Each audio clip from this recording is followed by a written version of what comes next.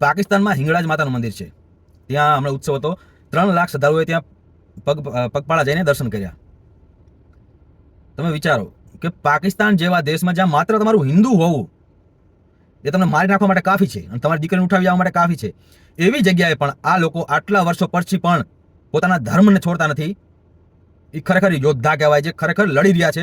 આમની સાથેના આટલા વર્ષો પછી પણ તે હિન્દુ ત્યાં બનેલા છે. માત્ર તે પોતાનો ધર્મ બદલી નાખે ને તો એમની કેટલીય સમસ્યાઓ આસાન થઈ જાય, પણ તોય એ પોતાનો ધર્મ નથી છોડી રહ્યા. અને અહીંયા ભારતમાં કેટલાય લોકો છે, મને આમ થઈ ગયું એટલે હું ધર્મ બદલી લઈશ, મને આમ થઈ ગયું હું ધર્મ બદલી લઈશ, આમ થાય છે હું ધર્મ બદલી લઈશ. વાતે વાતે અરે ભાઈ બદલી લે, એમાં કે બીજા નુકસાન નહીં થાય, તારું નુકસાન થાય છે.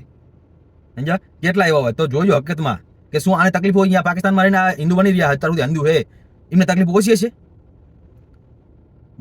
છે, એમને તોય પોતાનો ધર્મ નહીં છોડી રહ્યા.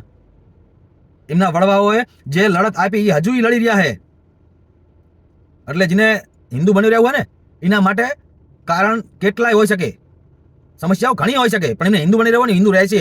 અને જેને હિન્દુ ધર્મ મૂકવો હોય ને એ નાની નાની વાતે કહે છે હું ધર્મ બદલીશ. અરે બદલી લે ભાઈ, બીજું શું થાય, બદલી લે. તો આવા હિન્દુઓને દિલથી નમન, જે આ ખરા યોદ્ધા છે, જે આ કહેવાય ને ચારો બાજુથી ઘેરાયેલા છે, પણ તોય પોતાના ભગવાનને, પોતાના ઈશ્વરને એ નથી ભૂલી રહ્યા, પોતાના ધર્મની જળને એ નથી મૂકી રહ્યા. તો આવા એને દિલથી નમન.